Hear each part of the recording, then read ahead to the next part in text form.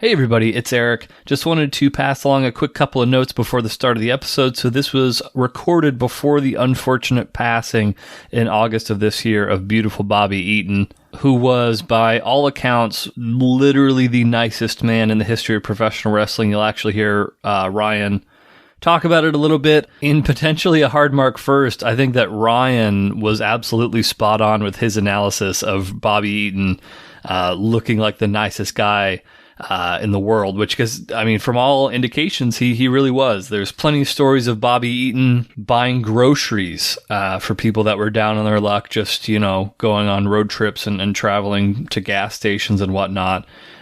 He would bring extra towels, toothbrushes, just things that, the boys may have neglected to pack with them. And Bobby would always be the first one to kind of offer them. So a sad moment for professional wrestling, but it seems like it's given people the opportunity to sort of remember Bobby and shine a light on some of his accomplishments, which is a good thing. I actually did a interview with Christian Reeve a few months ago, and he actually asked me at one point who I thought the most underrated wrestler of all time was. My answer was Beautiful Bobby. So it's unfortunate that it had to come to this to really get people to recognize how talented Beautiful Bobby really was. But, hopefully this will be an enjoyable romp through maybe a not the greatest showcase of what Bobby was capable of in the ring, but nonetheless, very, very fun to talk about Bobby Eaton and all the rest of the folks that comprise this match. But I just wanted to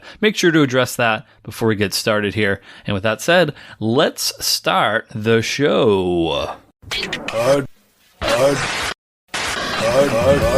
Mark Podcast. Soul skating. Soul skating. Sleep on a bed. Tim Duncan. I could make a fake snake. You not pee in the pool. You not pee in Tim Duncan. All of myself is clean. Hello, everybody. Welcome to the Hard Mark Podcast, a show where I, Eric Donaldson, wrestling fan of over 30 years, introduce one match per episode to my co-host who's never watched wrestling. We talk about the backstory, we watch that match, then we rank that match on our ever-growing list. The purpose of this show is twofold. First, to see what happens when someone who's never watched wrestling is introduced to its most notable matches, and secondly, as a window into the mind of my co-host. He is the man of 1,000 compliments, the soul skater, the maitre d' of Matt Drama, the Tampa Bay topsider, the living painting, the talent, the crown prince of crabs, Flying Ryan Murphy. I know it's been a little while since we've been together, Ryan. That crabs thing is a reference to our conversation about STDs from last episode, where we were talking about our favorite STDs, yeah. And we learned what the clap was because neither of us could remember. And now we're back. Yeah, here we are. How are you doing? I'm good. Crab-free is the way to be, I'm assuming. Crab-free. It's not my favorite STD, so I wouldn't have gone with it. Yeah, and if you were curious what Ryan's favorite is, just go back to the last episode. This is now episode 34, dedicated to Charles Barkley, everyone's favorite NBA great. Wasn't there a movie you're trying to get me to watch with Charles Barkley in it? There's movies with him in it. I don't know if I was trying to get you Space Jam. I'm assuming that's not what you're talking about. Yeah, that's one of my favorites. Was it Forget Paris? It was during that phase. You're trying to get me to watch like several different movies. I suspect I was not trying to get you to watch Forget Paris. I'm not sure if I've told this story on air or not. Maybe I have. If not, I'll just give you the short version. So Forget Paris is a romantic comedy starring Billy Crystal, sex symbol, 90s sex symbol Billy Crystal. And I went to go see that movie in the theater with my mom because Billy Crystal was an NBA referee, and it had Charles Barkley was very heavily featured in the commercials. Turns out in the actual movie, Charles Barkley was in it for like grand total of maybe 3 minutes. So that was like the most awkward film I've ever seen with my mother in the theater. Forget Paris with Billy Crystal. I would not recommend it. I'll have to come circle back around. There's definitely something with Charles Barkley in it. I was okay. All right. There's been so many things that have happened since the last time that we recorded, Ryan, and I don't know what I think it's important because we've had a lot of really great feedback on your boating exploits. I think it's important. Do you want to let the people know the newest boat news? It's no longer with us. Well, I mean, that's not true. It's with someone, but it's not with you. It's not with us, I would say. I guess it isn't with us. You're right. So the heavy hooker is no more. It's no longer in the Murphy compound. Lives in our memories. That's true. I never got a chance to go on it. Yeah, you're probably lucky. I know there were some talks about going out on it, and I'm glad you guys never really pushed that issue because it would have gotten stuck for sure. No, I guarantee that it would have been. I would have been trapped on a body of water with you, and we would have come to blows. So I'm glad that didn't end up happening. We would have come to blows. Yeah. Please tell me you didn't. So I know that you had to throw in the kicker motor and whatnot with this sail. Please tell me you did not also throw in the Los Ingobernables shirt in the deal. No, I had that in the back of my car. So I think I took a picture of it when I was on the boat last time. It looked last trip. Wrinkled as fuck. Well, it's clean. It's just wrinkled. It's been tucked in there, for a little while. Right. It's put to good boat use. Have you worn it? Maybe I wore it on the boat. I highly doubt that you wore it. I might it. have. I don't know. But I knew exactly where it was the whole time. I knew that it was safely stowed away on the boat. Well, maybe you can actually wear it sometime in the near future because so ever since episode 21, which 21 was the one where our friend of the show, Tony Tate, showed up. 21. Wow. Yeah, I know, yeah, and this is episode 34. It's been a little while. So Tony Tate, directly because of something that Ryan said on the program, due to the kendo stick incident, Tony Tate showed up, and we had a little kendo stick hit thing, right? Like we all remember that. That's a thing that is notable in the history of Hardmark. You recently, so I had the pleasure of eating a nice meal with Ryan and Greta and my wife and the four of us. We all went out. We had a great time at a Mexican food restaurant. Ryan made another bold claim, and I thought for a fact that he had learned his lesson about bold claims after the kendo stick incident, but that's not the case. And so the next Hardmark video feature, which I don't know when this is going to happen, it's not going to be today, but sometime in the very near future, we're going to have a showdown. Mm-hmm. Ryan, would you care to elaborate to the Markamaniacs? Is this Colton holding... Yes. Mug of beer. This is the Stein holding contest. So there's another friend of the show. I'm still just as confident as I was even on that night. You're getting ahead of us. So there is a Stein holding contest. So what a Stein is, for anyone who's not aware, so like if you go to a German beer hall, they have the big things of like big glasses. Is a Stein a certain amount of beer that like is a certain size? Yes, a mug. I believe a general size of. Correct. I believe it's something equivalent to like 2 liters. Don't ask me what the imperial measurement of that would be, but yes, I should know if I'm gonna. Well, it's big. So the Steins are actually in transit right now. I ordered them yesterday. Oh, you did? I ordered 2 Steins. They are equal. There is no chicanery afoot. They're going to be the exact same Steins, but I've ordered them. They are on their way to Hedonism 4 as we speak. All right. Well. So this is fucking happening. Yeah. You committed. And you seem very confident, but basically what this is, so Ryan, I don't even know how Colton's name was brought up into this, but friend of the show, Colton, he has abs. I think it's important that everyone know that. He has abs. Ryan claims, and he's very confident, that he can actually defeat Colton in a Stein holding contest. And so we're going to record this Stein holding contest at a future date before Ryan leaves for the East Coast. Will he leave with his tail tucked between his legs? Will he leave triumphant? We're going to find out. What are your thoughts on this contest? I'm wondering if you started also your written apology to me. Written apology. You've ordered the mugs, the Steins. Have you gotten started on any sort of like template of this apology letter that you want to? I have not, because I'm so confident that you are going to lose. Yeah. So let's take a quick step back. So Ryan, you've been very forward about the fact that you don't work out ever. Is this true? Maybe I probably have. Yeah. Every time I've talked about like coming out to the gym, because I've got a gym out here in Hedonism. I'm not. I mean, You gonna talk shit about my gym? What are you doing right now? I brought your gym to your house. No, okay, false. Yeah, you. I loaded your gym up, put it in my truck, and shipped it to your garage. Ryan Buford Murphy, you are such a fucking liar. You always do this. I'm not lying. Here's the problem. Some people, sometimes they fucking buy your bullshit. Robert from Watching It actually was on your side when it come to the whole fucking snake debate, which is fucking lunacy that anyone could hear this podcast and like side with you about anything. I get it. Someone who's been on that side. But to just debunk your thing, you did help me, and I'm very grateful for your help of getting my elliptical into my garage. But my gym consists of more than an elliptical. It's Are you saying you don't use the elliptical? I do use the elliptical. You do use the elliptical. Yeah, it's been like a week or two, but yeah, I use the elliptical every now and again.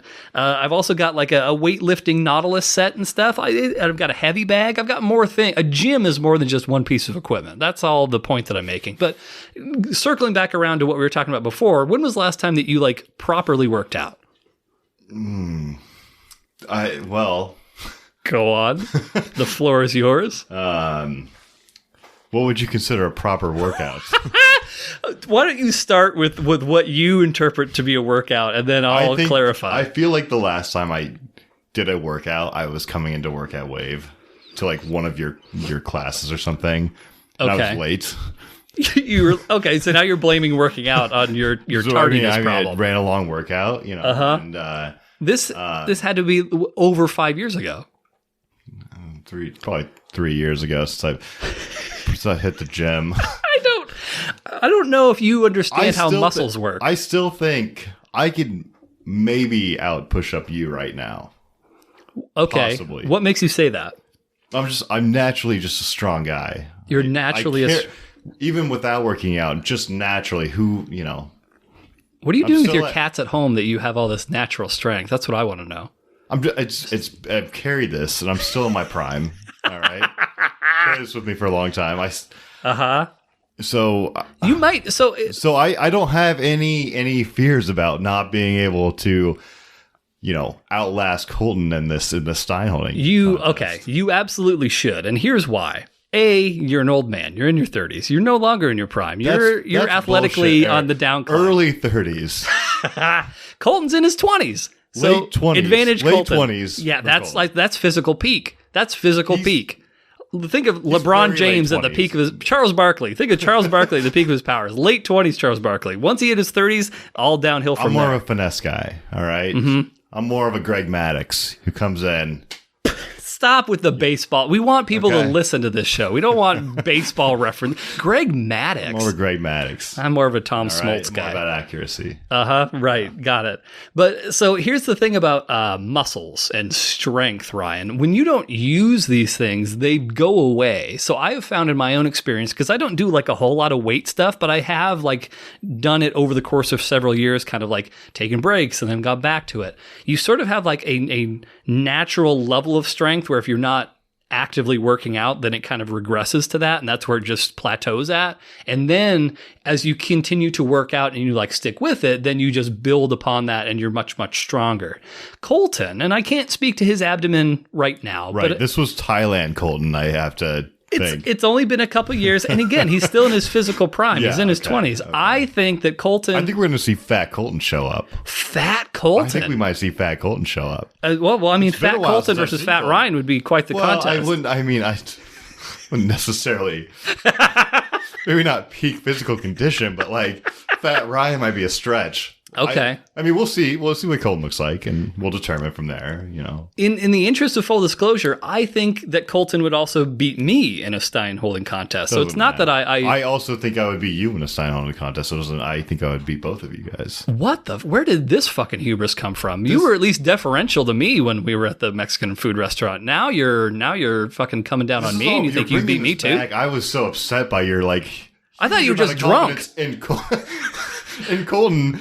I thought you were just wine tipsy, and that's I was wine tipsy at the time. Yeah. But I still carry that, amount of a little bit of there's a little bit of a grudge right now that I'm going to have to When are you going to learn your lesson to not do these things? Tony Tate hit you with a kendo stick. Did I not bounce right back up? You're going to get and perform a podcast immediately? You're going to get embarrassed. Colton's going to embarrass you. He might double your time. That's bullshit. So you think that you're strong where? Where? Because this is all shoulder. Are you a strong shoulderman? Yeah. Okay. Yeah. All right. Yeah, I mean, you look like beefy in your Mahalo fucking Maui Hawaii shirt, but I mean, I don't know how much of that is, pretty show strength and how much of it is functional. I think Colton might do CrossFit. I don't even know. It's hard to say. He's just got those shredded abs, and that takes diligence. That's diligence both in the gym and in the kitchen. That's very impressive. I don't think Colton is going to have just the sheer determination that I'm going to have when I come to this. He might have had abs. He might have had Thailand abs. All right. Okay. But I do expect to see a little bit of fatter side of Colton when we next see him. And wow. That's what I expect. Okay. We'll see. Okay. Can I make a prediction on what I think is going to happen? Sure. Yeah. Okay. Here's what I think is going to happen. I think Colton's going to beat you. I also think that you are going to try and claim like cheating or you're going to say like how it was rigged against you. So here's what's going to happen. So in a Stein holding contest, you need to keep your arms straight out in front of you. You are inevitably going to let your arm dip, like your elbow's going to start sagging down, and I'm going to call you out and be like, you need to fix that. And then you're like, oh, whatever. What? Like that's what's going to happen. That sounds like something I might do. But there needs to be a way. You can't, because like you're gonna have now incentive to just call me out on this. All right, you're confident, so there needs to be like, put something right below your elbow. Once you hit that, it's done. It'd be easy enough. Okay. I mean, you ever build something, Eric? I'm not a builder. Use your tools, and we'll. I'm an idea man. I'll do what I can. Don't like any with this bullshit. Your elbow dropped a little bit on your end. Watch. You're already making excuses. I mean, you're already doing it. You gotta make sure Colton's elbow's like. I mean, I can see Colton's a sly motherfucker. Like, all right, he could pull some shit. Okay, and it might go unnoticed. Right. No, I'll be watching. I'm nothing if not impartial. I've always been right down the middle, Daddy. So you don't need to worry.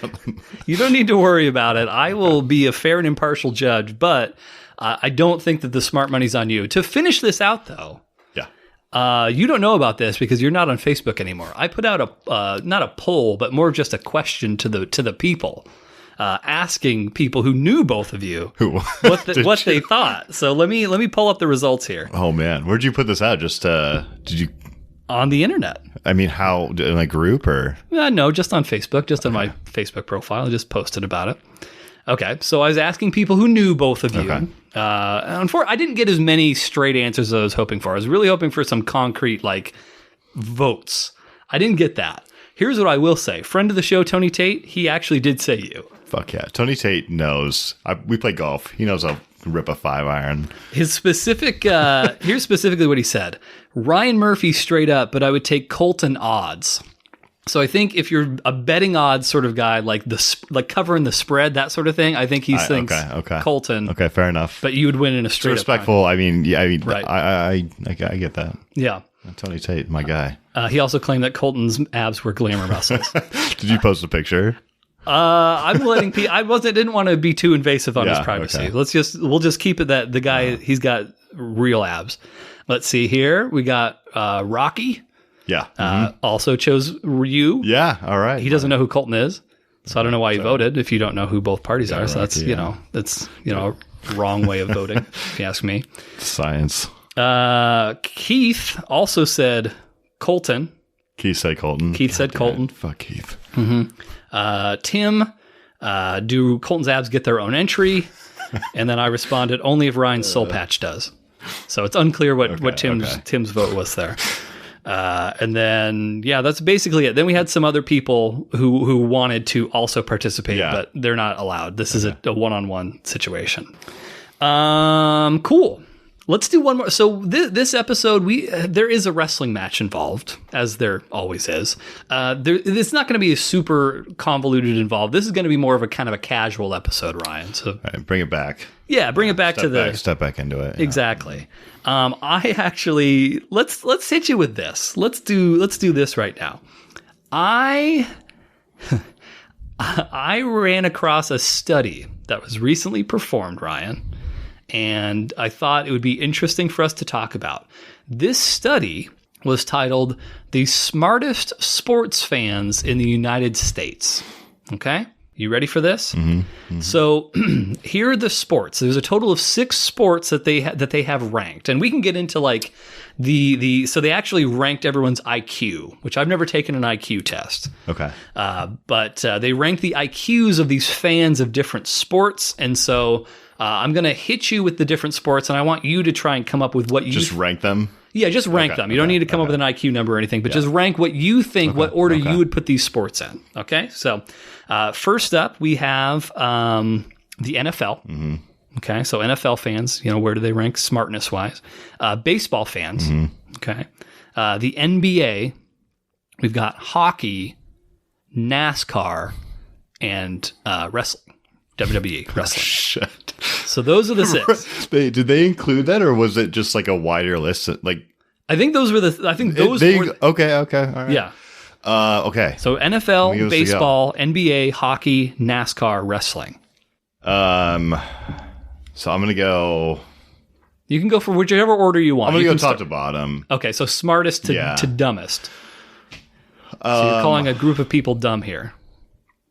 You've already talked shit about Canada, Tampa Bay. This is gonna be Hawaiians. Yeah. So let's just piss off another group of people, Ryan.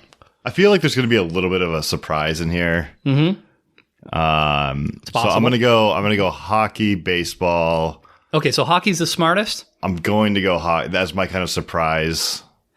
Is there a reason why you're going? Because actually, I don't think that's a bad pick. I think hockey's there's a lot of like kind of intricacies in hockey that like I have a hard time understanding the game myself, and I'm a pretty big sports fan. Sure. We've never had a hockey team out here in Seattle, so right. Once those Kraken show up, you're going to be all. There is a lot of like, I guess I don't know how they say it, but there's a lot of data that goes into like hockey, just like on the fringe. I can Matt Drama hockey data.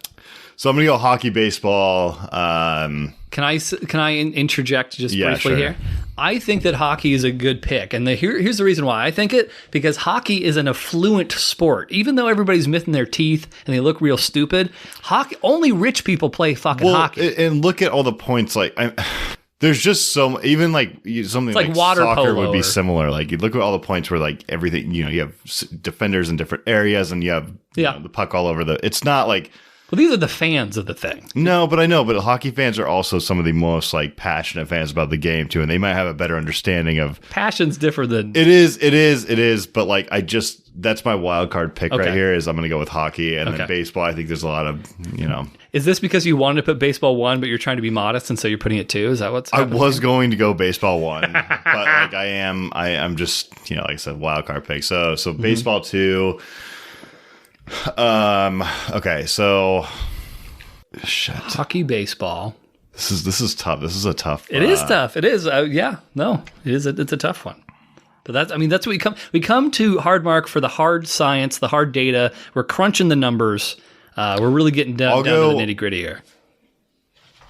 I'll go NFL, which I was gonna lean towards more last. Okay, but I'm gonna put it up there. I think there's a lot going on, but that's a tough one. I think that could be farther down. Sure. So I'll go NFL, and then I'll go. You got basketball, NBA, wrestling. Yeah, so I got NASCAR, wrestling. I just have to go wrestling, NASCAR. Okay, wrestling. And I don't want to shit on all NASCAR people. I'm sure there's some really, but like to me, it's like just one of the dumbest sports. And it's exciting. I get it. Like, but mostly you just go there to watch, like, and not to say these guys aren't even like mechanically, I'm not mechanically inclined. They're probably really smart guys on it, but I don't know about the sport itself. They just kind of run around. They go, go get in the inside and make this turn. Like, I don't know. So I'll go wrestling and NASCAR. That's, You can simultaneously like understand that, hey, NASCAR drivers are like real athletes, like it is. Totally. And I don't want to disrespect the sport. But at the same time, you can say like, hey, fucking NASCAR fans are idiots. Like, that's fine to say that. I'm not like, that's a good study. I'm just kind of interested, but like, I don't know. I think looking at it, to me, the sport doesn't have much to it. I don't really understand it that, NASCAR? Yeah. Okay. Aside from them like running 500 laps and, Sure. But so did you get my... Yeah, so just to summarize, so Ryan's picks, number 1 was hockey, 2 was baseball, 3 was the NFL, 4 was the NBA, 5 was WWE wrestling, 6 was NASCAR. Yeah, that's Okay. Do you want to hear the actual results? Did you have a pick? I know you already got. I already know the. Yeah, okay, I don't so know. I couldn't fairly. Okay. I couldn't. No, I did. I didn't think about that. I wanted to. All right. Yeah. Quiz you. No, let's go. All right. Let's start. I'm going to start from the bottom. Okay. And I'm going to work our way up. Okay. Number 6. You are correct, sir. NASCAR. The dumbest fans of all the sports. This number means nothing to me. I don't know what do they do like an aggregate like IQ thing? How many people did they survey? I don't know the exact formatting of how they came to determine this. I have some suspicions, but I don't know if I don't think they had people take IQ tests and said what are you a fan of or anything. I think they did it a different way, but they did give an estimate on what they thought the IQ of those fans was. For NASCAR, they said it was 95. 95. In fact, you know what? While I'm thinking about it, let's see what is an average IQ. What is that? It says 90 to 110 is normal or average intelligence. So it's on the lower spectrum. It's on the lower end of things. Yeah. And then 110 to 120 is superior intelligence. Supposedly. This is all according to Wikipedia, which, who am I to argue with them? Okay, so NASCAR, they're at the bottom. Bunch of dummies. Next up, number 5. Baseball. Really? Yeah, baseball. Really? 101.3. So it's a bit of a jump from baseball, NASCAR. Number 5. I would not have placed them so far down. Yeah, baseball fans are just idiots, basically. God damn it. That's what this study of the smartest sports fans. Okay, baseball. So you got your big dumb NASCAR fans with all their inbred hillbilly bullshit, and then you get one notch up. You have all these nerdy ass virgins with their tally cards on the fucking stands of Safeco Field. T-Mobile Field, Eric. But. Oh, sorry. Yeah, I apologize. 5 baseball. 4 NFL. Did I place them 3?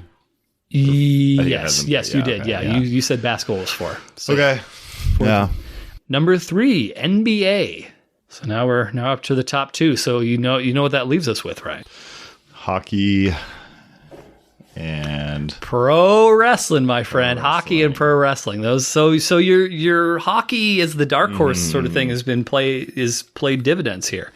But number 2, the remaining 2. Number 2 is hockey, which means the number 1, the smartest sports I'm going to have to fans- go with this is a fucking biased ass survey. What was their IQ range? What for wrestling? Wrestling fans? 112.6. So superior. Just above average. Oh, yeah, they're above. Oh, my God.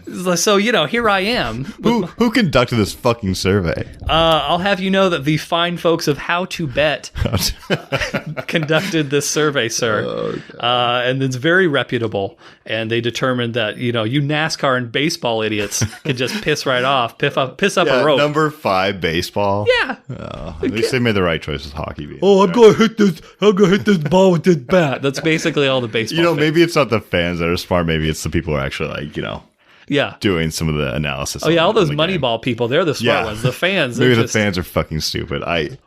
He's chewing tobacco and he's scratching his crotch. That's what all the baseball fans are doing. Fucking bullshit. Oh, give me some peanuts and some Quackle Jacks.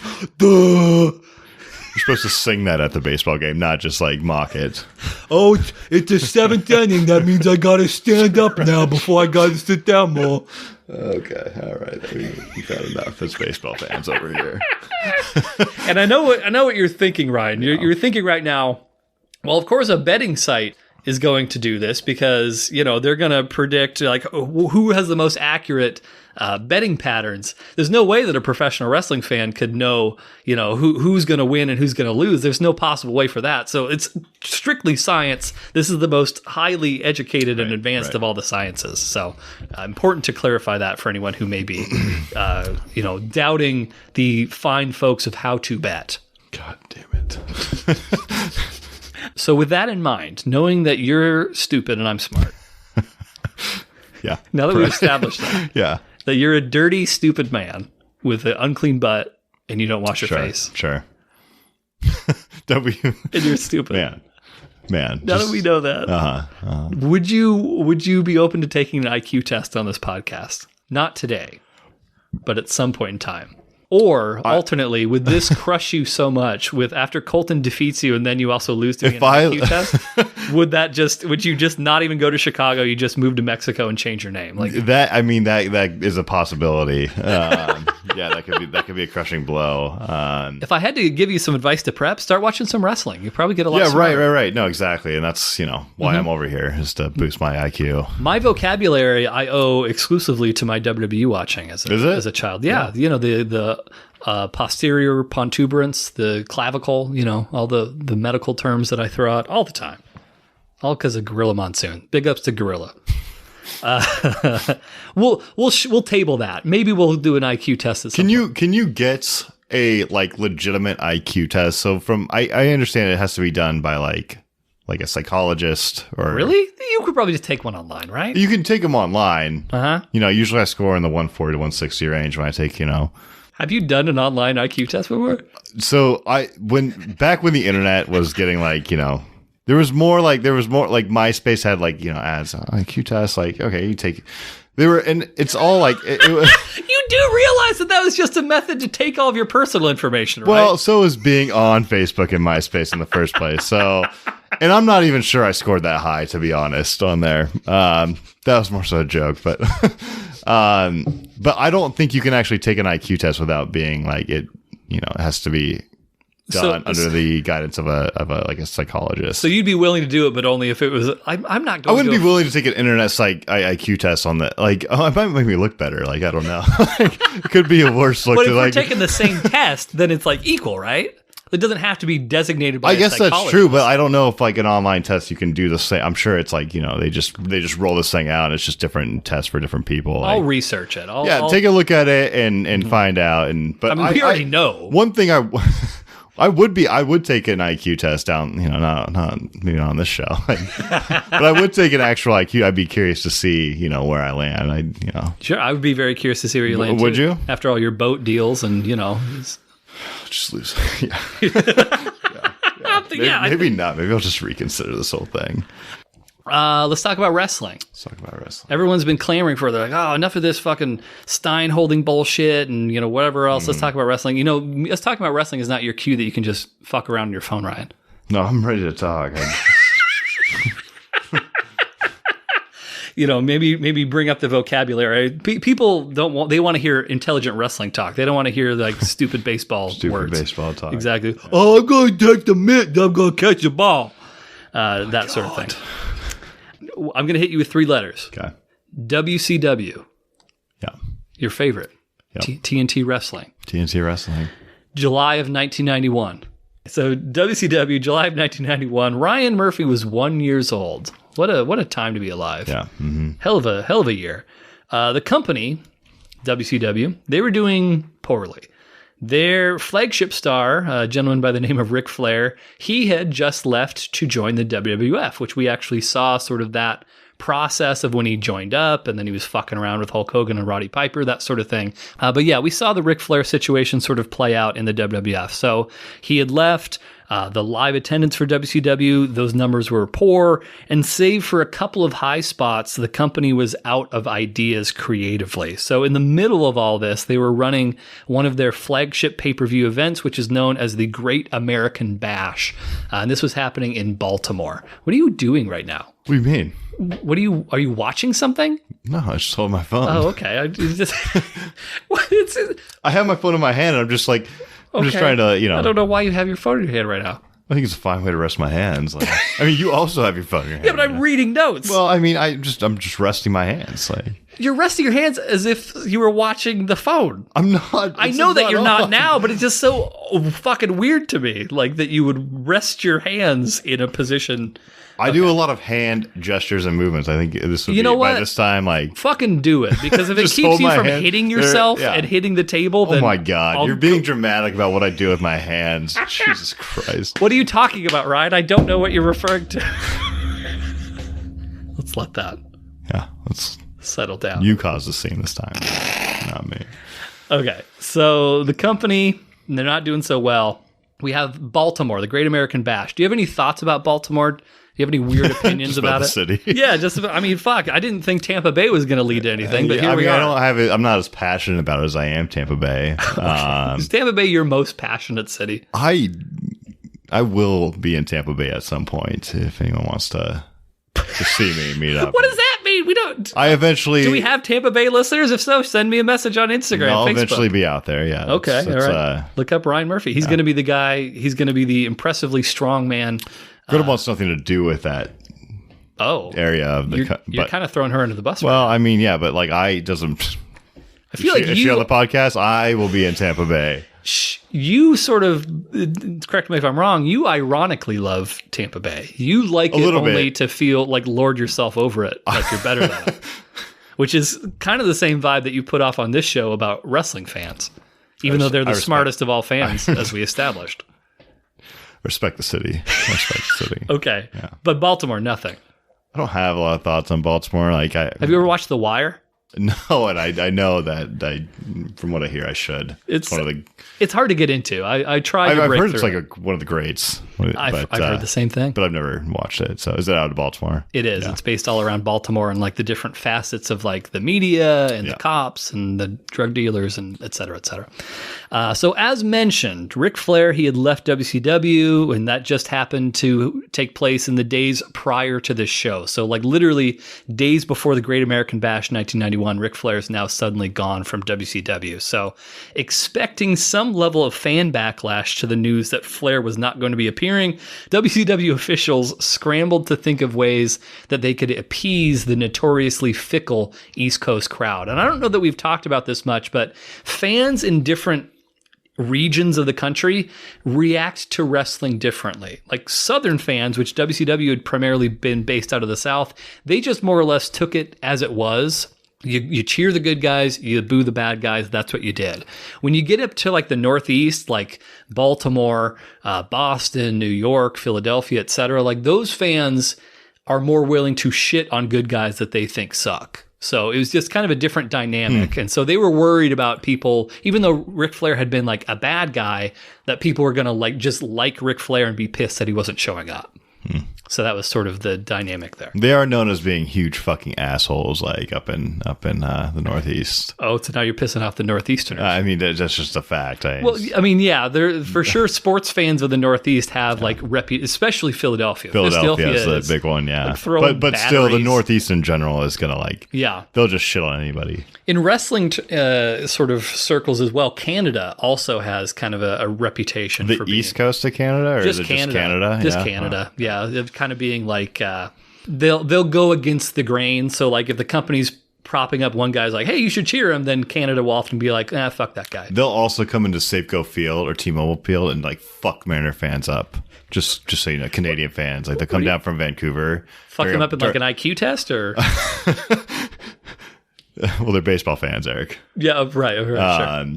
But yeah, they'll come down from Vancouver for a Blue Jays game and just fucking take over the stadium. It's insane. Toronto's not even like close to from Vancouver. Just they're Canadians. Oh, okay. Fucking Canadians. Like Toronto's the only Canadian team, isn't it? Yeah. Oh, okay, so that makes sense. Yeah. So they're just destroy us. Well, I'm sorry to hear that. Yeah. It sounds like you have some some history there. Yeah. some lost bar fights against Blue Jays fans. The toughest of all fans. So their solution to appease this Baltimore crowd, among other things, was to add a new match to this show. So a match that had not been previously advertised to the Great American Bash. They're going to run this match, a special match, an exciting match, a scaffold match. I'll let that digest with you. So let's take a step or two back. So a scaffold match is exactly what it sounds like. So it's a match that takes place on scaffolding, which is above the ring. And so the idea is that the losers are going to fall from the scaffolding into the ring, and that's how you lose that match, is to be... I feel like I saw one recently with like Rob Gronkowski in it. Was that a scaffolding match? That was very recent. or I heard about it. He was. So okay, I think They were on some sort of scaffolding and they fell through. Like okay, in fact, I think we've briefly mentioned this on the show before. But yes, Ron Gronkowski did. Did I say Rob or Ron? I don't know what I said. Gronk. Did I say Ron? I think I said. I Ron. might have said it too. Shit. Now that I don't. But yeah. Either way, Ron Gronkowski. Yeah. He jumped off. It wasn't like scaffolding proper. It was like this elevated platform, and he jumped off of it. But that's not a scaffold match. That's not a scaffold. He just leapt onto a group of dorks, geeks, whatever you want to call them. A scaffold match is like actually suspended above the ring. It's like scaffolding, like a platform. And the idea is that you were meant to, throw your opponents off of it. Now, it sounds pretty fucking dangerous, and it can be, but just like everything else in wrestling, there's ways to minimize that risk and do stuff somewhat safely. So probably the most famous scaffold match of all time had also taken place in WCW's before it was called WCW, but it was basically WCW. It was back in 1986, and it featured two of the greatest tag teams of all time, the Road Warriors from episode 31 that we did with the fine folks over at Watching It, taking on one of the other all-time great tag teams called the Midnight Express. So I wanted to just really briefly show you some of the highlights from that match so you get an idea on like what a scaffold match actually is. We're not going to watch the whole thing. I'll just kind of skip around a little bit. So this is the entrance of the Midnight Express, who are managed by a guy by the name of Jim Cornette, who's a very notable wrestling personality even today. So there's Jim Cornette, the manager, with his tennis racket. So there's the scaffold above the ring. That is it? Yeah, that's it. And that's it. That's all they have to work with. Yeah, I mean, they're they're trying to knock him off the... Yeah. Shit. Yeah, so there's no ropes. It's literally it's an interesting match. Yeah. This is different than what I anticipated. It's not the Gronk thing, yeah. No. It's a little bit different. How high is it? I have that in my notes, actually. So it's 24 feet above the floor. 24. Oh, okay, and there's something under. 21. No. So it's 24 feet above the floor, 21 feet above the ring. 2 fucking stories, right? Yeah. Yeah, that's high. I mean, it's tall. I would not want to. I mean, like, yeah, you can compare the guy's height versus how high the fucking thing is. To be up there. All right, let's jump ahead a little bit. But yeah, so that's the match. Like the match is entirely. How wide is it? Yeah, like probably 3 to 4. It's not. I feel like this is gonna be one of those matches where I'm watching it and they're just like, they have the best opportunity to just toss these guys off, but they just never do. You do get mad about that. Yes, I remember the Royal Rumble. So there's the manager, Jim. So basically, the Road Warriors won. Now Jim Cornette's freaking out. He got chased up there.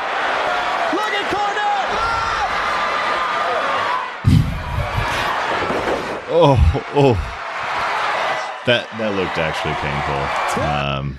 Okay, so let me go back to my notes. So we just saw a little bit of highlights from that match. Now I jumped ahead a little bit. We didn't see the other members of the Midnight Express fall, but they basically did the same thing where they hung from it. They didn't just jump off; they hung from it and dropped down. This match is gonna upset. I already know this match is gonna annoy the shit out of me. But I like the idea of it. But, sure. Yeah. So that's how you basically make that match safe. Is you're not taking just a free fall. You're doing a controlled drop from it. You're hanging, and then you kind of control when you fall. So presumably you can take care of yourself and try and protect yourself. So the person who's trying to get you off of that is just nudging you to the edge. Yeah, so if you saw that Jim Cornette thing, one of the Animal from the Road Warriors, he was actually holding on to Cornette's leg until Cornette was ready to be like, okay, I've got my grip. You can let go of me now. Like, that's what was actually happening there. So you're trying to protect the guys and not kill them. All right. Well, I'll have to see how this plays out. Yeah. So to summarize what we just saw, which we talked about, they're hanging from underneath. They're in control of that fall. Now, even with that being the case, accidents can still happen. So in the case of Jim Cornette, who we just saw drop from the scaffold, he tore his ACL in that landing. He also destroyed half of his meniscus when he landed. So he totally fucked himself. This fall right here? That you just saw. I totally believe that. That did not look like an easy fall. Like the guy in the hat there was supposed to catch him, and that didn't happen. And he's not an athlete. He's a manager. So, I mean, it stands to reason. Yeah. The other guys were unscathed because they kind of knew how to take that fall, but Cornette did not. And so that's kind of a result of what happened there. And because I know that, Ryan, you have a hard-on for this sort of thing, I actually made some notes here. Do you have any guesses how much Jim Cornette made for that match? And all the participants, actually. I mean, I feel like it's... what year was this one? 86. $600. So we've seen, and we've talked about this. I remember, actually, I was just listening back to the Deathmatch episode earlier where Mick Foley, I think, Cactus Jack, he made something like $400 or $500 for a 6-week tour of Africa. So we've kind of seen one element of it. Now, there's another element of wrestling where dudes were making fucking big money. There were legitimately guys who could have been professional football players and like other athletes where they're like, fuck that, I'm just going to be a pro wrestler and make like serious money. Like that was a legitimate career path for a point in time. Cornette and all the other guys in that match, they made $10,000 a piece for that show. Fucking damn it. This is fucking, yeah. I mean, and that's what I would just ping that on like the initial like estimate of what these guys, but now it seems like they're just so these are probably high profile, like, you know, names in the yeah for sure. I mean, these were like top stars in that company at that point in time. So like $10,000 in 1986 money would be like 30 something grand today, just for comparison's sake. And then that seems reasonable. I'd take that fall for $30,000 today.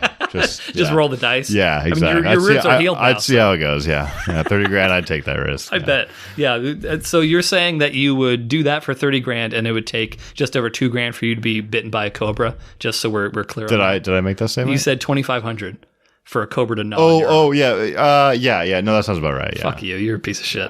Okay, so last couple things I want to say. So the scaffold that we just saw, that was 24 feet above the floor, and so it was 21 feet above the ring. So, like you said, about 2 stories or so tall.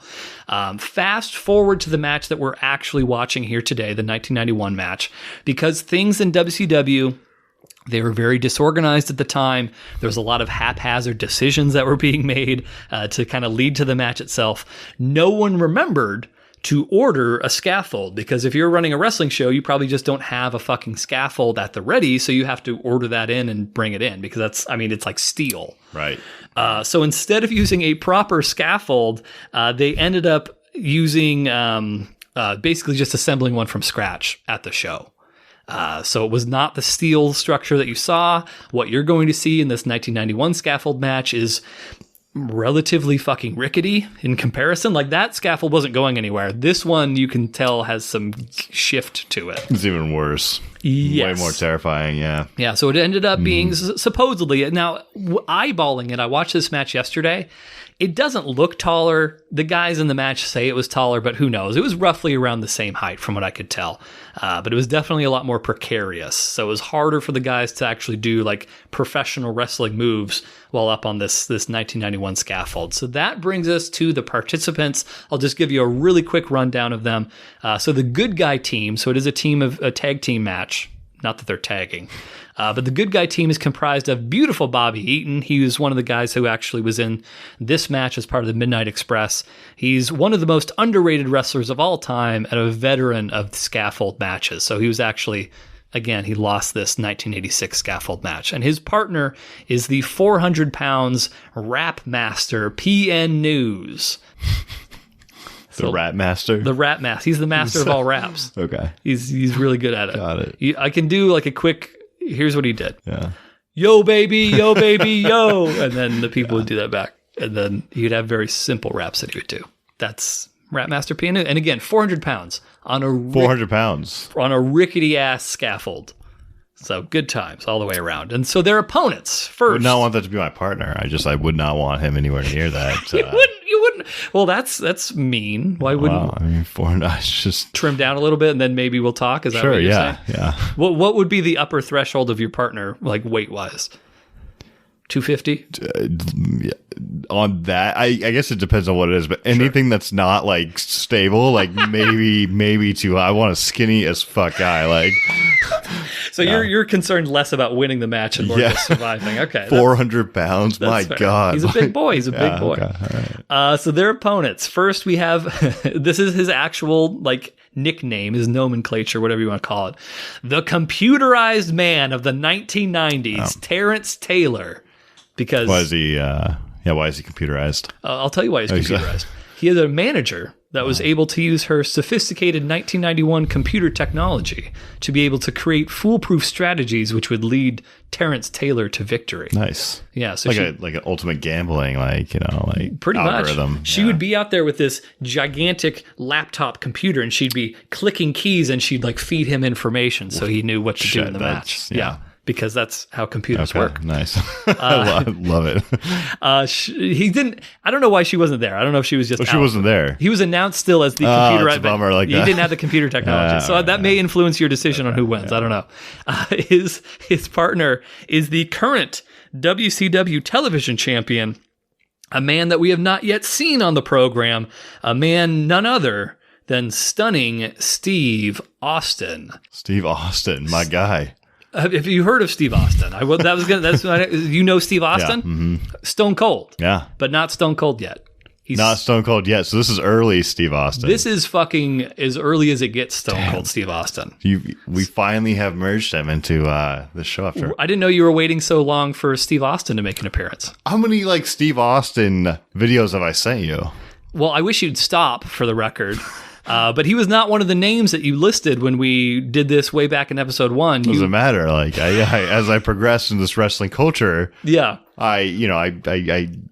Steve Austin seems to hold these crowds he riles them up, and that's when he is a beloved figure in the world of wrestling. Now he's a showman. I want to make sure that this is very clear. This is not that Steve Austin. It's that Steve Austin, but it's not that. It's just early Steve Austin. It's 2 years in the business Steve Austin. He was still finding his footing. He's, in my opinion, he was a can't miss prospect. You just see him, you're like, that guy's a fucking star. Yeah. It's immediate, but he didn't have that hold of the crowd just yet. Just because this is early Steve, how much is he worth? Would you say today? Financially? Is he? I mean, he's up there with Hulk Hogan and The Rock, and what exactly are you asking me right now? How much money is he worth? Roughly. I could just Google it. But just hundreds of millions of dollars, probably. I don't know. I mean, he could come on WWE TV whenever he wants and get a shitload of fucking But this money. is what you were saying. Some of at this point, these guys were picking this career over could have been professional football players and Mm-hmm. These were where the big names were being made, the early 90s, coming up, early Steve Austin, Mm-hmm. And in the early 90s, that's when things definitely started to shift, because then you started getting these TV contracts that were just through the fucking roof for sports things. So you started to see a little bit less of that, but there were high profile sports guys who generally, when they would get injured doing one thing, then they would go to pro wrestling. Like Steve Mongo McMichael. I know that's a little bit before your time, but he was a big star for the Chicago Bears. He eventually became a pro wrestler. Okay. But it was more common that guys would actively pick pro wrestling over other things for the sake of financial things back in the 60s, 70s, and 80s. I'm just a little surprised you're not making more of a big deal about this. This is a big name that we're bringing in. We haven't brought in. I am. You're just fuck it. It's early days, Steve Austin. It doesn't really matter, No. This is some lead up to some cooler Steve Austin shit. This is the introduction to Steve Austin. That's you're kind of fuck this guy. He doesn't really do much in this. You are not. That's kind of that's the impression that I'm getting. Here's the impression. Do you not like Steve Austin? I like Steve Austin fine. You're a Hulk Hogan guy, and that's why you're. Oh, don't you fucking dare, Ryan! What's going on? There's gonna be some bias here from here on out. No. I'm gonna have a guy, and you're gonna have another guy, and then. And then the guys are going to wrestle. Well, fucking spoiler alert, Steve Austin and Hulk Hogan never wrestled, so don't get your hopes up about it. Here's why I'm doing this the way that I'm doing it. It's not because I don't like Steve Austin. It's because I know how you get. If I tell you it's Steve fucking Austin, you're going to be expecting fucking the works, fireworks, the greatest fucking spectacle of all time. You're not getting that Steve Austin. You're getting early Steve Austin. This is the very beginnings of his career. So I'm tempering your expectations. He's net worth $30 million. I was going to tell you that. That's not even, you said hundreds of millions. I don't fucking Sometimes know. you say I'm off, but you were off. You put me up. I don't. God damn it. Shut up. 30 million. That's still a lot of money. It's a good amount of money, but not hundreds of millions amount of money. This is okay. Yeah, we'll shift back into your thing, but what a fucking dead end that was. What's John Cena's net worth? Are you asking me? No, I'm gonna find out. He says 60 million. Really, John Cena's more than... How much is The Rock? He's got to be in the hundreds, right? The Rock? For sure. The Rock's probably in the hundreds, yeah. $400 million. Yeah. Holy What's Hulk Hogan? I mean, his wife kind of cleared him out, but I don't know. Well, we'll just multiply by 2. 25 million. Oh shit, that's okay. Less than I thought, but it's hard to like. So okay, that's fine. Yeah, really quick, because actually this is something I was thinking about earlier when I was trying to predict what questions you were going to ask. So I would say, and you can't really go by net worth today by these terms. In my opinion, I think that the biggest star in the modern era of professional wrestling is Hulk Hogan. I think he's number 1, and I think Steve Austin is number 2. Now, that's an arguable point. A lot of people will point to Steve Austin as like the biggest star, but Hulk Hogan had a longer career. He had more longevity, and so that's why I picked Hulk. And there's other reasons that we haven't scientifically covered just yet, but I think that they're 1 and 2. And then you could also make a case for like people like The Rock and The Undertaker and some other folks too, which I think is totally viable. But I think it's Hogan and Austin are pretty much generally considered to be like the 2 biggest stars in modern wrestling. As we introduce them here. So we'll see what you think of Austin in the match today. But that, in a nutshell, I know we got a little off topic, but that's the match. So not much in terms of storyline. In fact, I don't even think there was much of a storyline leading into this, but a fair amount of intrigue behind the scenes. Last thing that I wanted to note, for this version of the Scaffold match, there are actually 2 ways that you can win. There's the traditional method of knocking your opponent off of the scaffold, which is kind of what we saw in that 1986 version. Or they could just quit. Or alternately, if you capture the opposing team's flag and bring it to your side... Oh my god. It's like some sort of capture the fucking flag. You could win that way too. So they could grab it and then... that's a standard capture the flag. Like it's a standard capture the flag. Huh, okay. I don't know what you're hoping for, but that's an interesting alternative to like throwing your guy off this... It is. Yeah. It's a completely non-violent way of ending that fucking match. Okay, all right. So those are the options. And last thing I'll mention here before we go to the break, Ryan's record as it stands right now, this is actually the 40th match that Ryan has watched. His current record is 20-19. Pretty good, some would say. Some would say that, and I know I make this joke all the time, you could have just flipped a coin and basically been the same winning percentage. I think we have called quite a few. There's been some bullshit matches that I've lost, but most of the ones that I've taken. This is like Groundhog's Day. You say that every time. All right, let's go ahead. Let's take our commercial break. We'll be right back. We'll play some audio from the match, and we'll give you our thoughts on Beautiful Bobby and P.N. News taking on stunning, not yet Stone Cold Steve Austin and the computerized man of the 1990s, Terrance Taylor. Thanks, everybody. Oh, hello.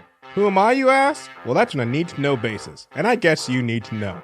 I'm Donnell from the Watching It Podcast, a little podcast where me and my co-host Robert dive into different TV shows and movies to give our viewpoints and reviews. TV shows like The Boys to the 1999 hit movie The 13th Floor. So if that sounds like something you'd be interested in, come join us at watchingitpod.com or on any podcast provider. And he is trying to position himself not to go off the top of this scaffold. And that's the width of the scaffold. The next time we get that shot, look at the width of the scaffold. It is not very wide. Jim, this is also the first scaffold match with a plywood or a wood base to it or a wood top. They used to have that steel top like they use when they watch the windows of big buildings, and that would cut the back and would really lacerate the back of the opponents. So this may not be as good as far as traction is concerned, but it really helps the skin a lot. Yeah, all 4 men out there in jeopardy, I can guarantee you that. Just one slight miscue and you're gone. Bobby's got it. He's got their flag. Now he's got to go back to the other end. Beautiful Bobby has the flag, and there he goes. Beautiful Bobby has the flag. Ladies and gentlemen, the winners of the Scaffold match, the team of the Rapmaster P.N. News and Beautiful Bobby. We're back. We just watched P.N. News and Beautiful Bobby take on stunning Steve Austin and the computerized man of the 1990s, Terrance Taylor. Did you like the match? I did like the match. I like the concept of the match, and then I can never predict what you're going to think ever. I should stop trying. So you like the match? I did. I like matches that have a little outside the box, and that was so you like the novelty. It was of the literally outside the box on that. Like, I mean, it just wasn't even inside, Yeah, it was up above the ring. Yeah. So yeah. So you liked it? I did. Okay. Yeah. Well, okay. So we'll go to the notes unless there's anything else you want to say ahead of the match. Just hit the notes. Let's just hit the notes. Yeah. Okay. So first, actually, we saw the little intro package. Yeah. Classic, very 90s, very 90s. Would you say that they were authentic? I would say that was very authentic, yes. If I were to describe it, I would probably describe it as authentic. Yeah, 1991 Baltimore folks. Mm-hmm. As far as the match itself, so we have P.N. News and Beautiful Bobby Eaton coming out. I will say that the two of them next to each other, they do not look like they would ever associate as friends at any point.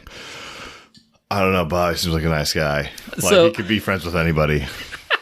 Yeah. So Ryan Murphy, who again, if you're a big wrestling fan, you probably know about Beautiful Bobby, but Ryan does not watch wrestling. He is not a wrestling fan. This is officially the 40th match that he's ever watched. His first thing that he said about Beautiful Bobby, he looks like such a nice guy, which is hilarious because Beautiful Bobby is known, for anyone who's a big wrestling fan, as literally the nicest guy in wrestling. It wasn't even hard to tell. That guy has the face of just the face of an angel looking guy. Yeah, no, someone who's, like I said, if anyone's going to throw me off that thing, I want Bobby to he would be there to. He'll take care of you. Just hospitality, on that. Was it the mullet? Was the mullet the thing? No, it was. He's got a soft face. He's got a soft face.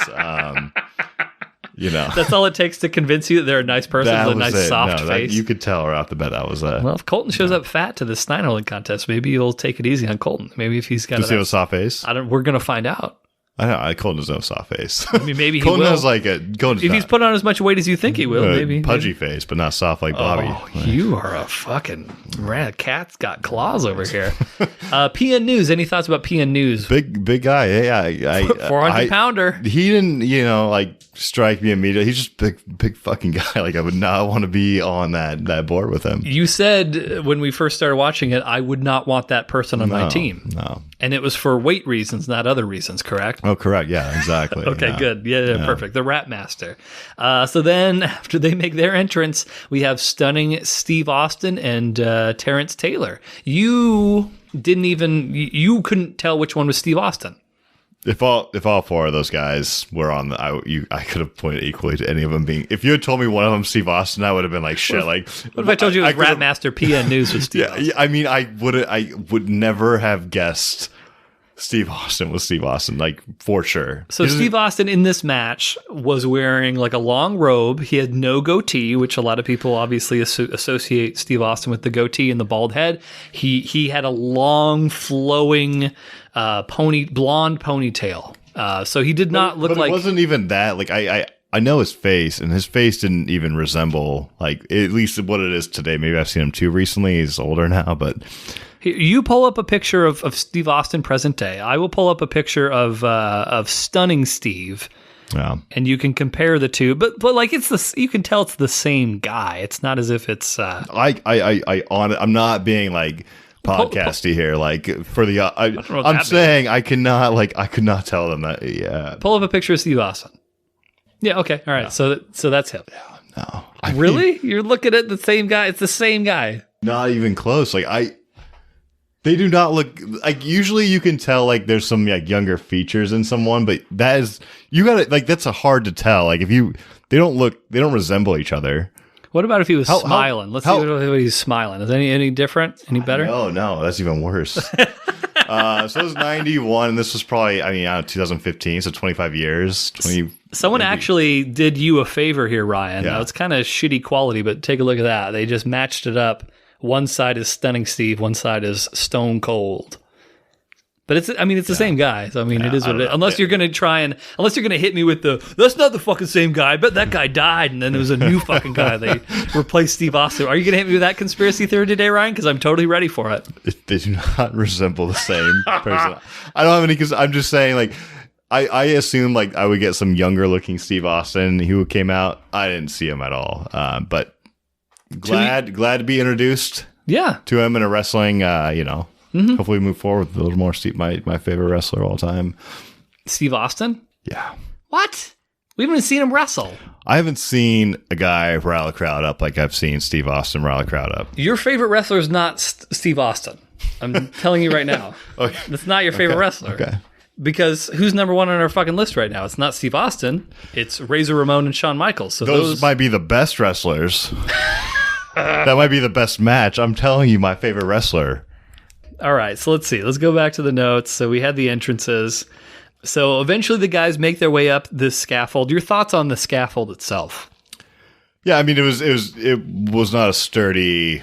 It was shaking. You can see it moving left to right, pretty like. Yeah, it was like an earthquake. I would not want to be on. I'm scared of heights, so that was terrifying. Like, and they're just climbing up this ladder. They didn't seem to have no problem with it. Yeah, until they got in the middle. I think when they all like hit the ground, they hit the deck pretty quickly. So the offense of the match consisted entirely of the weakest punches you've ever seen in or your like entire jumps life. Like little hops. Yeah, like little hops, and then the guy would drop to his belly. Mm-hmm. Yeah, no, as far as action of a match, it was left you a little wanting, I would say. Yeah. But I mean, like, I get it. It's not like it's not like I can cast stones at any of the guys for like not doing more, because that scaffold was like shaking the whole time. I wouldn't want to be on there. Yeah, so like while the match was somewhat shitty, I cannot blame the guys for it. It's not their fault. The balls of these guys, as some would say, like to get up there and do that is more ballsy than any match I've ever seen. As some would say. Some would say that. That's right.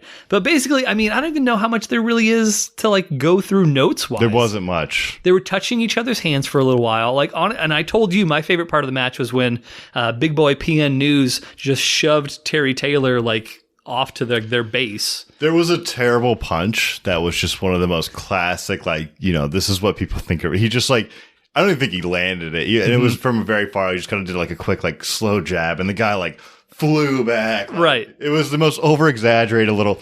I haven't seen that in a while. I feel like I've seen some good ones, but that was like, damn, like, so. PN News, there was a point where he teased falling off of the side of the scaffold, as did Steve Austin, for that matter. Did the PN News one, were you convinced for a second that he was actually going to fall? No, I thought that would be there's no way that guy could fall. I did think there was going to be, I thought there was going to be at least one guy who fell. Yeah, sure. Which is reasonable to expect in a scaffold match. Right, sure. and even late into this explanation of the match, I didn't know there was this flag thing, so expected two guys to fall. But after I heard one guy, and then I did, if it were to be PN News, that would have been, everyone would have gone home happy to see that guy crash through the mat. But no one looked happy like after that match who like was in attendance that night. So you're saying if PN News would have fallen from the scaffold and like crashed through the ring onto the concrete floor, everyone would have left happy. This would have been a big match. This could have been a lot higher up in the rankings. This would have been a big time kind of game changing wrestling match. Remember when that 400-pound guy died? That was so fucking cool. Right through, yeah. Oh, man. I mean, it would have been a Or spectacle. he pulls like he's hanging off the bottom and just breaks it in half, just pulls down everybody. Like the scaffold breaks in the center. Yeah. You're kind of making me interested to see this now. But the match ends when beautiful Bobby, beautiful man. He grabs the opponent's flag and then he takes the flag. I guess he just make it halfway across this scaffold and then they rang the bell. You said they called it super. He was walking across when you're like, they rang the bell. I didn't hear the bell, but I had to watch that match 2 times before I realized when it actually ended. But there's a very faint bell ring when he's halfway across the scaffold, and that's when the match is officially over. That must have been a thing, which is kind of bullshit because that's not proper capture the flag. You bring your flag all the way back to your base. And then you declare yourself the winner. Ryan Murphy, snake expert. Ryan Murphy, porcupine expert. Ryan Murphy, capture the flag expert. No. all these things. But you're right. No, you do bring it back to a base. He was only halfway across, and I would have accepted it if there had been like tape or something to designate. Yeah. But there wasn't anything like that. We were all just expected to, And there was nothing obstructing his way back to they could have just waited until it would have been nicer to have them like plant the flag, but no, that didn't. That also did not happen. You're right. That would have been an improvement, but I guess you got to do what you bring to the table as far as the scaffold goes. Then after the match, so then Steve Austin grabbed Lady Blossom, his manager, her hairspray, and he started spraying a bunch of people in the eyes. That didn't really lead to anything in particular. The guys were just sort of like, my eyes hurt. Then they all climbed back down, and then there was like a little bit of wrestling. And when we were watching it, I basically speculated like, okay, so those guys, like, they flew all the way there. They show up to this match. They're like, fuck, we can't even like do anything. And so it's like, okay, let's at least give them 45 seconds of wrestling before we like leave. That's my speculation on what was happening. I think so too. And like, that was super fucking dumb. Like that was like one of the worst things I've seen. So you would have preferred them not to have done that? Is that what you're saying? Okay, I get they're on a very 20 feet. It's high. It's like wobbly. But if they had actually wrestled on that shit and like thrown, that would have been the most insane match of all time. Like even if you throw a little like trampolini, like something into the actual ring, make it a little bit more give. As it is already have a lot of give, but fuck you. It does. I'm just not. saying, like it could have been a lot better of a match, and that like last 45 seconds where he did like one flip, I was like, what was the point? And then they just got off and left. Like, it was nothing. Yeah. So weak match overall, but it was. The premise of the match was exciting. So I don't know that we can effectively rank matches based on the premise. I think we have to take them for what they are. That's just my personal opinion, but I guess we'll see what the science says. Which, with that all said, I think it's time to rank this thing. This is gonna be a tough one. This is gonna be a tough one to rank. Well, you had a little bit of time to think about it. I mean, I can pull it up on this. I can't see it from there. Yeah, you can, right? You can see that. I can see that it's on there. I can't read. What? It's huge. It's 200% zoomed in. I'm probably like 8 feet away. I can't read. And plus, it's you need LASIK, dog. It's a poor monitor. That's a monitor from 1986. That's probably pre this match. Fuck you, for real. It's not, 1986. It's like a wave monitor, like it is, but it's from like mid 2000s. It's old, but it's not 1986. It doesn't have a fucking. I don't have perfect vision, Eric, but I normally can like read shit. That's unclear to me where we're at. Well, maybe in addition to the keeps that you should use for your hair, maybe you should also use it for your vision too, because that's going. Okay. Let me just pull this up. Okay, please. Yeah.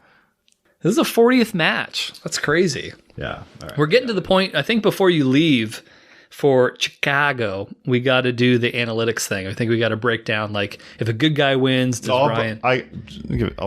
did we say... I don't think we said. We never said. Really quick before you rank it. Yeah. Ryan did get the match correct. He predicted Beautiful Bobby and P.N. News to win. Nicest guy in the world, Beautiful Bobby. He took the flag back. He won the match. So Ryan is now at a 21-19 record. So you're bolstering that up a little bit. So I want to put this somewhere in between like 22 and 18. You want to put it between 22 and 8? Can I just say? Yeah. I thought for sure this was going to be like the bottom because nothing happens in this match. It doesn't, but it makes it like. There was something to it. Like the balls of these guys to get up there and fucking do this match. Like you don't see pro wrestlers do that.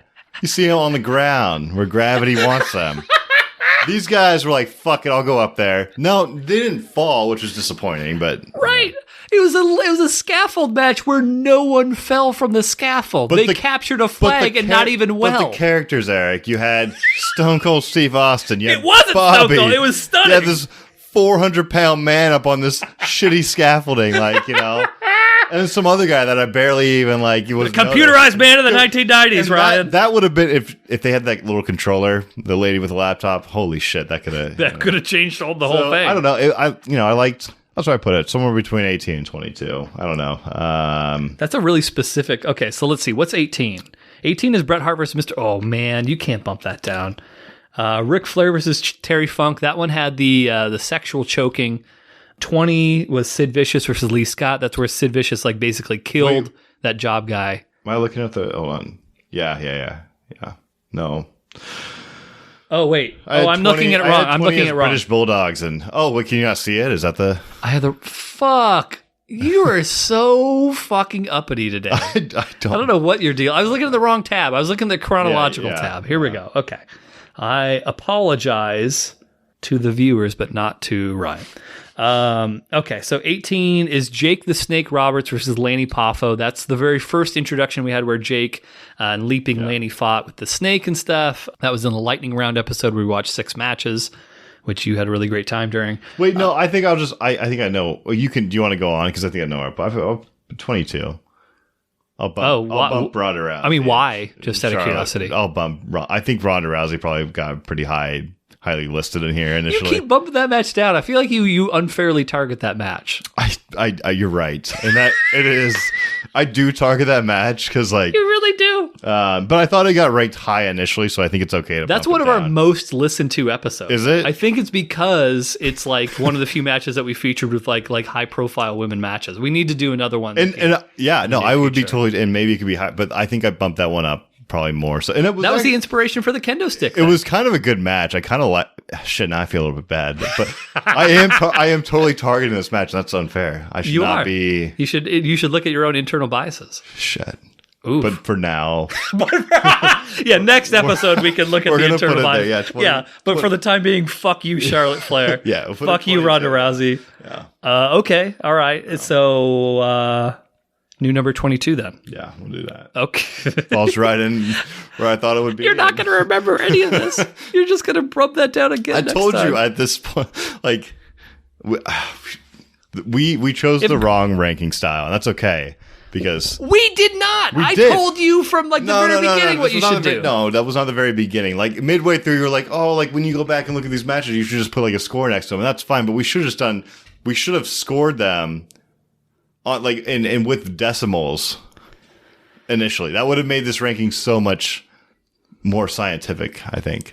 If only, gosh, Ryan, now that you mention that, if only there was somebody who was like unemployed that like wasn't doing anything that could like watch these is there somebody out there who like wasn't doing anything with their lives right now that had all this free time? That's totally true. Wow. And just like lives with cats and sleeps on couches. There's 40 fucking matches there. Hold on, Ryan. Let me think about this. I'm trying to crunch the numbers scientifically. So if there was somebody who slept on a couch, you're just being a dick because I pointed out that you couldn't see the fucking monitor, like, and wasn't very smart at all because of all the baseball they watch. If there was that person.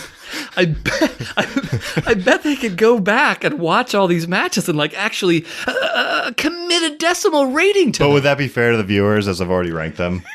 All right. You can't just alter the scale that these matches have been put on. Right. I'm just saying from the beginning, Eric, you should have fucking come up with a plan to implement into this podcast, and you dropped the ball. I'm pretty sure that you made one note in your phone when I asked you to. I asked you multiple times, and every time you're like, no, I'll do it later. And then you never did it. Like not targeting Ronda Rousey. Right, exactly. Yeah. Like, hey, Ryan, don't fucking, knock down the women's match every time. But like you keep doing it. So, I hope that Greta, identifies this as a problem with you and fixes it soon. Are you done picking fights with me for right now about, shitting on Steve Austin and other things that you keep talking about? I placed the match. You did place the match. I can't argue with that. I think it's time for the end of the thing. We got to finish it out. You did the science. It was bad, but you did it. It was misogynist science, if we're being honest, but it was science nonetheless. So now that that's done, I think it's time for everyone's favorite segment, the segment that's much better than Ryan's Corner. It's the segment that everyone knows as. Everyone. Bear with me for a moment. I have to get closer to the thing. Eric's Wisdom Tree.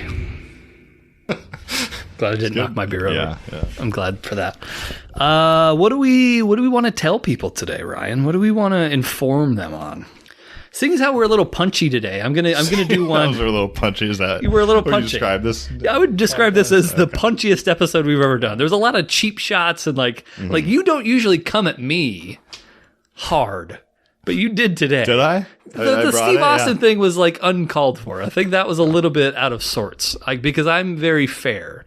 And the fact that you would say, "Oh, Eric's got his Hulk Hogan, he's really Hulk Hogan bias," like that was kind of bullshit. I'm just here doing what I do, like on a daily basis. That's you're bringing who the A I game, am. bringing the A game. So I'm gonna keep up the punchiness. Here's what we're gonna do.